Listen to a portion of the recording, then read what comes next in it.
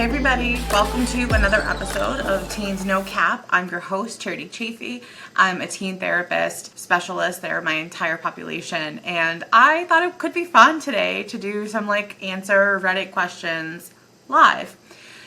So bear with me. I think this could be fun, and this is chaos before coffee because I have not had coffee yet today. Here we go.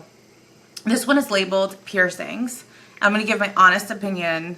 You're going to see it first on all of these things. My daughter has been asking for a belly button piercing for more than a year now, and on her birthday, my husband said she could get one. She turned 14, and now she won't stop asking because Dad said it's all right, and he's usually the strict one. What are your thoughts on this? I'm not against it, but I would like it if she turned 16 first. So my first question, always, is what the difference is between 14 and 16, right? I don't know this kid, I don't know this family, but I would be curious, what is the difference between 14 and 16? Because likely that is what the kid is asking. So first things there. Second thing, I think that we often put ages on things instead of thinking about maturity and what they can handle. So in this particular situation, if we're talking about a piercing, a tattoo, or whatever under the age of 18, I always want to think about where their hygiene is at, where their commitment is at, and what they're capable of doing and taking care of for themselves. So for instance, when you're getting a piercing, if you haven't added piercing before, if you're getting a piercing, piercings have to be cleaned twice a day for the first maybe 2 weeks. Then after that, they have to be kept clean. They have to have safety stuff. You have to understand the signs of infection. You have to be able to deal with keloids, right? There's all these pieces that come with it on the medical side, on the physical side. And so if you had a 14-year-old who could manage all those things and could be responsible for it, great. You don't want to be having someone who's 14 who had their belly button pierced who you have to remind every day that they need to clean their piercing. That is not fun or effective for you, and that's going to be something that you have to take on versus your kid being able to manage it.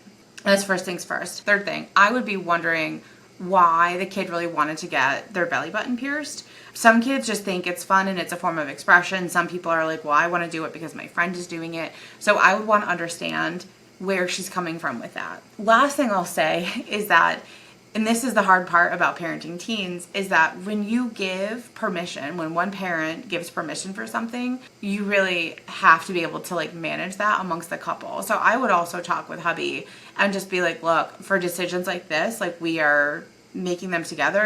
It's okay to tell your kid that you need a minute, that you need to think about it, that you'll get back to them, right? There is no such thing as an urgent situation with piercings. And so, there's no reason this couldn't have been a conversation to be like, I hear you. I know you really want to get your belly button done. Why don't we sit down and have a conversation about it before him just giving her permission and then having it be this thing. The last thing I'll say is that these are conversations that you really should be having before any of these things come up. So when your kid is 10, 11, 12, you want to be starting to talk about how are we as a parenting team going to address these situations? And I would start practicing that. So if you have a kid who's 10 or 11 who's talking about, I want to do this thing, practice the skill of being you know what, I hear you. I would love that for you.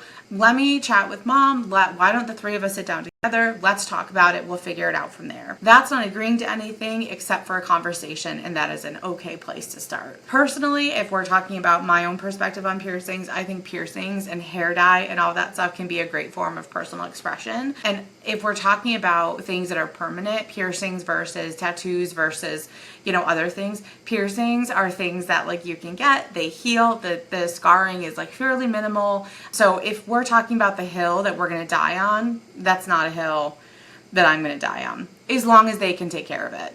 Back to rule one. So I'm curious if there is an update on it. I don't think that she came back and updated the thread.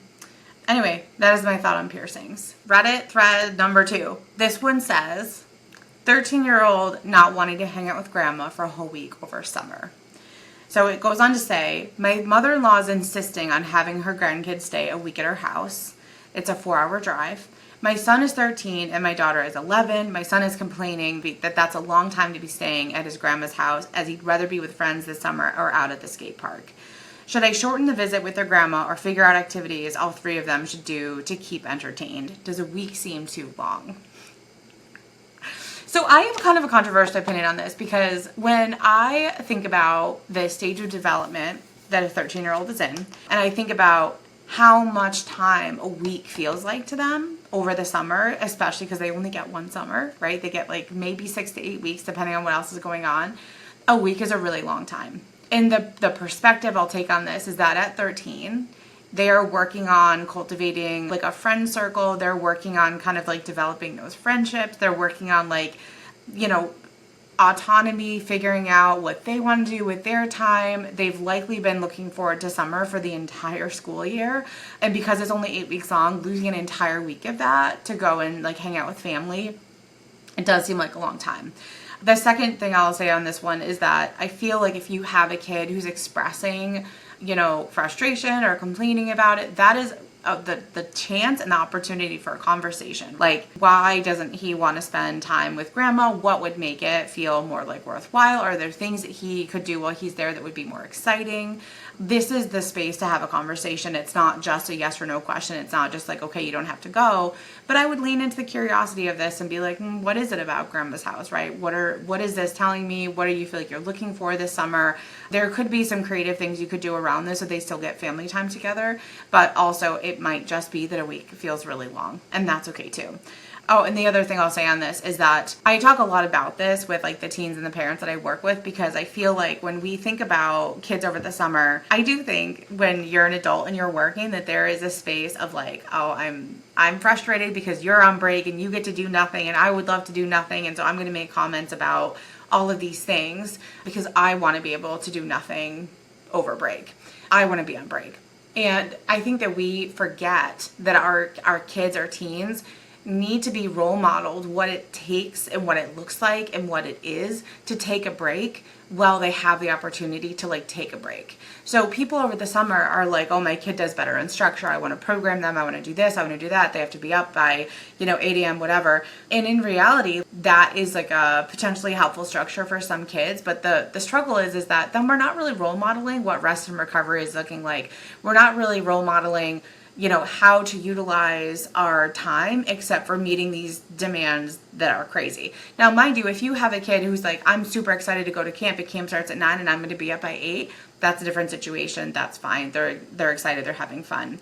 But I think that as our people get older, right, we want to start talking about like how do they want to spend their spare time, and the use of spare time is going to be different by everybody. I enjoy CrossFitting, I enjoy riding my horses, I enjoy all those other pieces.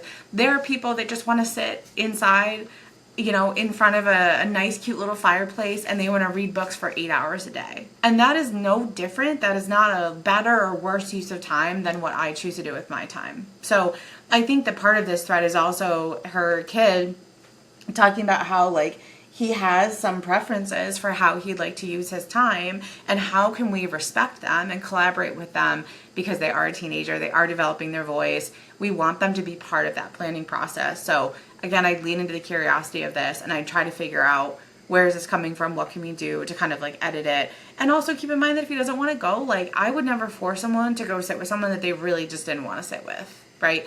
Someone later on in the thread said that, this could teach two valuable lessons. One is that you can't always get what you want, and that there's value in spending time with your elders. And like, though I agree, I think that like, is a week really teaching that lesson, or is it teaching frustration and the fact that you're not listening to your kid's voice and that his opinion doesn't matter in the situation?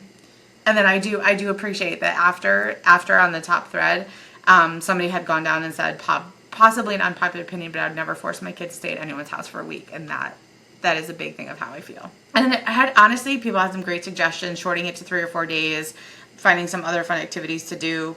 This was a good one. I think when we think about summer, I tried to prioritize rest, recovery, putting in activities that they really enjoy, doing things that they're excited about, because that's just teaching them how to use their off time, to use their breaks and vacations in the future, and kind of like breaking the cycle of just grinding all the time that I feel like we're kind of all stuck in. Ooh, this is a good one. I haven't read this one yet, so processing in real time. Okay, summer breakfast and lunch. I don't know if it's just pure laziness or what, but my 15-year-old stepson on most days will not eat breakfast, lunch. I always cook dinner. if I don't suggest it or make it for him. He has no problems eating. Trust me, he'll get us into the Great Depression. Sorry, it's funny. But ever since summer started, even before, I've told him if I don't make breakfast, lunch, or tell him what's for breakfast, lunch, or if it gets to a certain time and he's hungry, he's free to make his own food. Of course, just clean up after yourself and don't be greedy, but it gives me anxiety. I don't know if he's just too lazy and doesn't want to cook or clean, or if he's anxious himself about cooking. Oh, interesting. I gotta tell you, the first comment I'm not thrilled by, because this person literally says, at this age, pure laziness. My 16-year-old can be the same way. God, I don't know, man. Like, here's the thing. At 15, on a summer, you're sleeping, you're hanging out with friends, you're, doing all these other things. I would actually look at, like, quality of life for this kid, and I would wonder, like, what things during the summer feel motivating, what things, like, feel good, because I would wonder what the cooking is about. And honest to God, like, this is a great conversation starter, like, tell me what it is about the cooking piece, because I think that we come into a conversation and this person is kind of making an assumption, right? It's like, is this laziness? But I think, again, this opens a door for a really great conversation about, like, what is it about that, right? And do I need to check my own anxiety because she said she was anxious about it? Or, is it just like him being anxious about cooking? But this is a place to sit and talk, right? This is a place to ask questions about it, to be curious, to be like, tell me more about, like, do you just not feel hungry? Do you not want to cook? Does it, what is it about this process? Because part of me is like, if he eats a good dinner and maybe isn't being super active during the day, maybe one meal a day during the summer isn't a terrible thing. He might be eating snacks. We don't know that, based on what she's said. It could be that he's having kind of like a light snack in the morning and then having, dinner later on. But again, we can't make any assumptions until we're having a conversation. And it doesn't sound like she's had that conversation with him, and it looks like it's a stepson. So this could actually be a great rapport building conversation as well, to be like, hey, like, I really want you to be able to eat and to access the kitchen, and I want to figure out what the barriers are to doing that and what is happening for you when you're not eating breakfast, lunch, etc. And, like, also check in on how his body feels, right? Because his body might feel, not hungry. He might be freaking starving, and that would be a good thing to know too, because then you'd understand kind of where to really analyze this and try to help fix it. But the problem is that right now we're surface level and we're making assumptions, and we haven't dug deeper into really truly understanding where this kid is coming from and what's happening for him when he's not eating breakfast, lunch, etc. And this is also a situation where, like, at 15, I definitely feel like there's some division of responsibility where, like, you may purchase the food, you may make a breakfast, you may have other things in there, and it's up to him to choose what he wants to eat, how he wants to eat it, when he wants to eat it, and all those fun things. So I don't know. I would just have the conversation. So I would encourage whoever this is to go back and, like, really chat with him.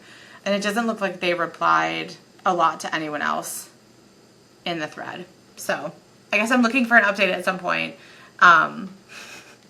Curious how the rest of the summer went with no food. But anyway, okay, so those are my 3 questions for the day. I had a lot of fun doing this, and I'm going to do more of these kind of solo, like, Reddit podcasts, because I think it's a lot of fun to, like, answer people's, like, more specific questions of to get, like, an expert opinion. So thanks for joining my coffee and chaos, no coffee, chaos before coffee podcast called Teens No Cap. Again, I'm your host, Charity Chaffee. It's been fun today.